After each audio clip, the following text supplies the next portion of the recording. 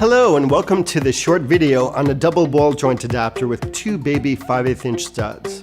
This adapter consists of one baby 5/8 inch stud with a ball joint and a 1/4-20 female thread on one side, and another baby stud with a ball joint and a 3/16 female thread on the other side for additional mounting options.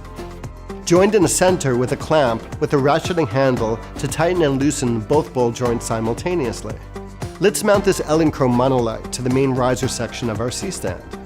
First, place the jaws of our convi clamp around the riser section of our C-stand and turn the handle clockwise until secure. Next, we will hold down the silver release button on our convi clamp and insert one of the baby studs from our adapter. Secure in place with the set screw. Next, place the monolith's baby receiver onto the double ball joint's other baby stud and secure in place with the set screw. Holding the monolith in one hand, loosen the handle on the double ball joint adapter. Position the monolith where you'd like it and tighten clockwise to secure in place.